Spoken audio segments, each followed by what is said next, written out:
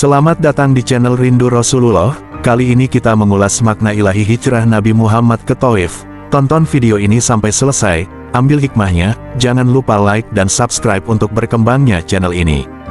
Dari peristiwa hijrah yang dilakukan Nabi Muhammad ini dan dari siksaan dan penderitaan yang ditemuinya dalam perjalanan ini, kemudian dari proses kembalinya Nabi Muhammad ke Mekah, kita dapat menarik beberapa pelajaran berikut. Pertama, bahwa semua bentuk penyiksaan dan penderitaan yang dialami Nabi Muhammad, khususnya dalam perjalanan hijrah ke Thaif ini hanyalah merupakan sebagian dari perjuangan tablainya kepada manusia. Diutusnya Nabi Muhammad bukan hanya untuk menyampaikan akidah yang benar tentang alam dan penciptaannya, hukum-hukum ibadah, akhlak, dan muamalah, tetapi juga untuk menyampaikan kepada kaum muslimin kewajiban bersabar yang telah diperintahkan Allah dan menjelaskan cara pelaksanaan sabar dan musyawarah melipat gandakan kesabaran yang diperintahkan Allah di dalam firman-Nya. Hai orang-orang yang beriman, bersabarlah kamu dan kuatkanlah kesabaranmu, dan tetaplah bersiap siaga dan bertawakallah kepada Allah, supaya kamu beruntung.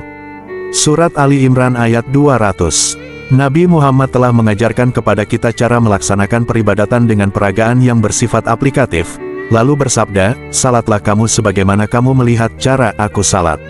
Sabda Nabi, "Ambillah dariku manasik cara pelaksanaan ibadah hajimu." Jika hal ini dikaitkan dengan kesabaran, maka seolah-olah Nabi Muhammad melalui kesabaran yang telah dicontohkannya, memerintahkan kepada kita, "Bersabarlah sebagaimana kamu melihat aku bersabar." Sebab bersabar merupakan salah satu prinsip Islam terpenting yang harus disampaikan kepada semua manusia. Dalam memandang fenomena hijrah Nabi Muhammad ke Thaif ini, mungkin ada orang menyimpulkan bahwa Nabi Muhammad telah menemui jalan buntu dan merasa putus asa, sehingga dalam menghadapi penderitaan yang sangat berat itu ia mengucapkan doa tersebut kepada Allah, setelah tiba di kebun kedua anak Rabi'ah. Tetapi sebenarnya Nabi Muhammad telah menghadapi penganiayaan tersebut dengan penuh ridho, ikhlas dan sabar. Seandainya Nabi Muhammad tidak sabar menghadapinya, tentu beliau telah membalas jika suka tindakan orang-orang jahat dan para tokoh Bani Sakif yang mengerahkan mereka. Namun ternyata Nabi Muhammad tidak melakukannya. Aisyah, ia berkata, "Wahai Nabi Muhammad, pernahkah engkau mengalami peristiwa yang lebih berat dari peristiwa Uhud?" Jawab Nabi, "Aku telah mengalami berbagai penganiayaan dari kaumku. Tetapi penganiayaan terberat yang pernah aku rasakan ialah pada hari Aqabah, di mana aku datang dan berdakwah kepada Ibnu Abdi Yalil bin Abdi Kilal, tetapi tersentak dan tersadar ketika sampai di Karnus Salib.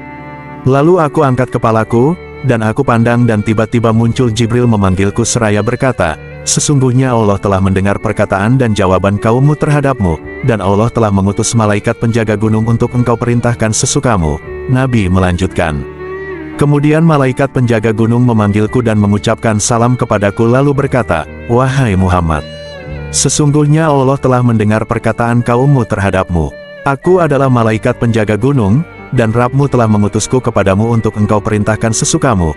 Jika engkau suka, aku bisa membalikkan gunung Ahsyabin ini ke atas mereka.'" Jawab Nabi, "Bahkan aku menginginkan semoga Allah berkenan mengeluarkan dari anak keturunan mereka generasi yang menyembah Allah semata, tidak menyekutukannya dengan sesuatu pun." Ini menunjukkan bahwa Nabi Muhammad ingin mengajarkan kepada para sahabatnya dan umatnya sesudahnya, kesabaran dan seni kesabaran dalam menghadapi segala macam penderitaan di jalan Allah. Mungkin timbul pertanyaan lain, apa arti pengaduan yang telah disampaikan oleh Nabi Muhammad? Apa maksud lafaz-lafaz doanya yang mengungkapkan perasaan putus asa dan kebosanan akibat berbagai usaha dan perjuangan yang hanya menghasilkan penderitaan dan penyiksaan? Jawabnya, bahwa pengaduan kepada Allah adalah ibadah. Merendahkan diri kepadanya dan menghinakan diri di hadapan pintunya adalah perbuatan takarub ketaatan. Sesungguhnya penderitaan dan musibah yang menimpa manusia mempunyai beberapa hikmah. Di antaranya, akan membawa orang yang mengalami musibah dan penderitaan itu kepada pintu Allah dan meningkatkan ubudiyah kepadanya.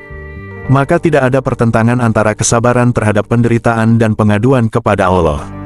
Bahkan kedua sikap ini merupakan tuntutan yang diajarkan Nabi Muhammad kepada kita. Melalui kesabarannya terhadap penderitaan dan penganiayaan, Nabi Muhammad ingin mengajarkan kepada kita bahwa kesabaran ini adalah tugas kaum muslimin secara umum, dan para dai secara khususnya.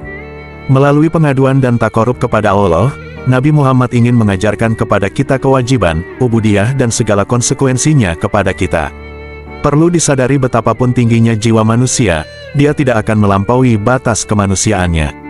Manusia selamanya tidak dapat menghindari diri dari fitrah, perasaannya, perasaan senang dan sedih, perasaan menginginkan kesenangan dan tidak menghendaki kesusahan. Ini berarti bahwa Nabi Muhammad kendati pun telah mempersiapkan dirinya untuk menghadapi berbagai penganiayaan dan penyiksaan di jalan Allah, tetapi beliau tetap memiliki perasaan sebagai manusia, merasa sakit bila tertimpa kesengsaraan, dan merasa bahagia bila mendapatkan kesenangan.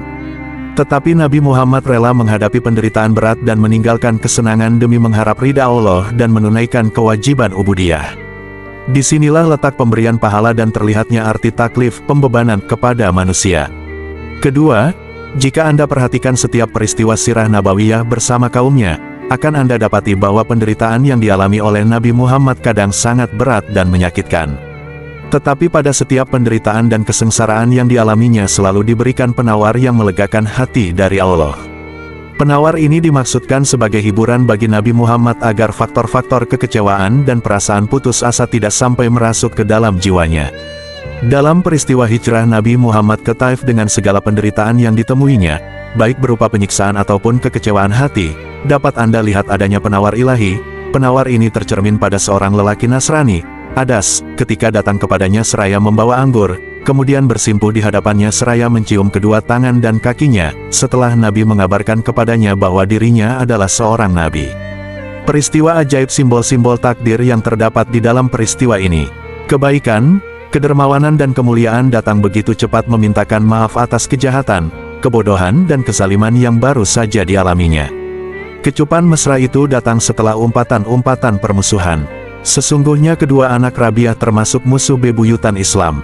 Bahkan termasuk di antara orang-orang yang mendatangi Abu Talib, paman Nabi Muhammad meminta agar Abu Talib menghentikan Muhammad atau membiarkan mereka bertarung melawan Muhammad, sampai salah satu di antara kedua kelompok hancur binasa. Tetapi naluri kebiadaban itu berubah menjadi naluri kemanusiaan yang dibawa oleh agama ini, karena masa depan agama berkaitan erat dengan pemikiran, bukan dengan naluri. Bahwa Nabi berangkat bersama sejumlah sahabatnya menuju pasar Ukas. Dalam pada itu, setan-setan ikut kembali. Mereka bertanya-tanya, mengapa kita dihalangi dari memperoleh kabar langit dan dilempari dengan beberapa bintang? Dijawab, tidak ada yang menghalangi kamu dari memperoleh kabar langit kecuali apa yang telah terjadi. Maka pergilah ke segala penjuru dunia, dari ujung timur sampai ke ujung barat, dan perhatikanlah peristiwa apakah yang terjadi itu. Lalu mereka pergi melacak dari ujung timur sampai ke ujung barat, mencari apa gerangan yang menghalangi mereka dari mendapatkan kabar langit itu.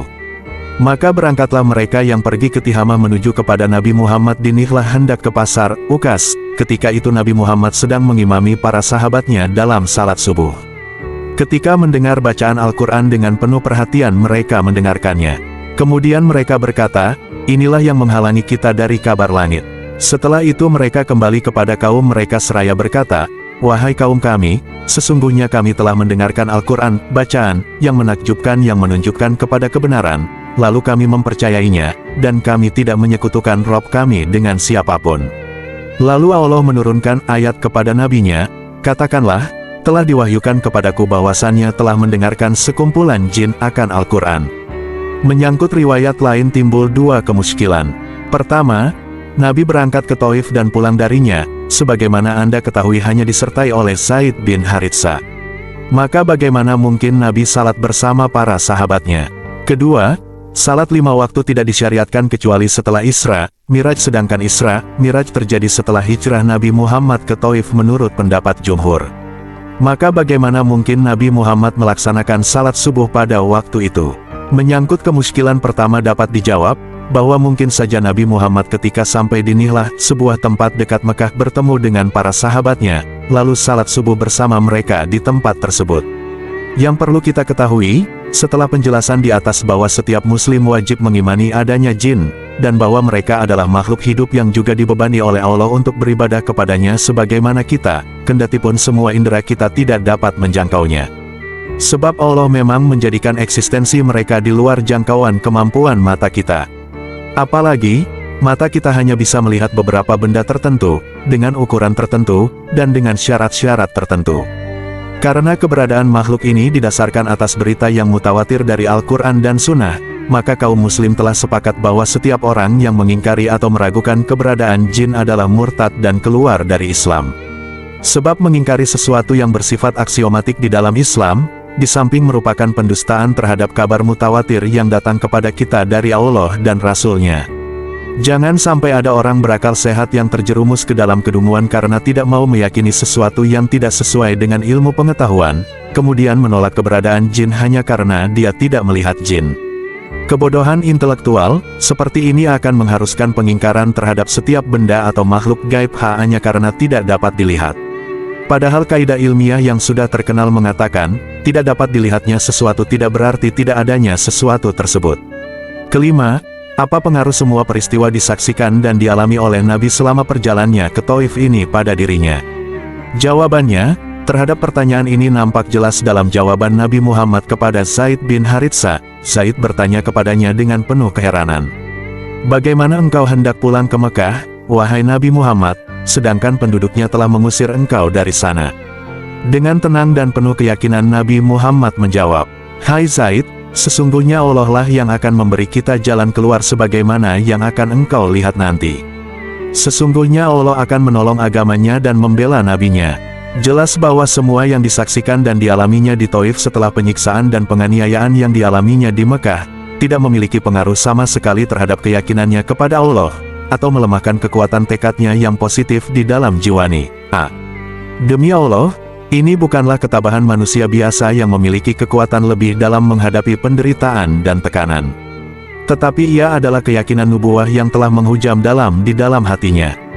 Nabi Muhammad mengetahui bahwa segala tindakannya itu semata-mata untuk menjalankan perintah Allah dan berjalan di atas jalan inak diperintahkannya. Beliau tidak pernah ragu sedikitpun bahwa Allah pasti akan memenangkan urusannya, dan bahwa Dia telah menjadikan ketentuan bagi tiap sesuatu.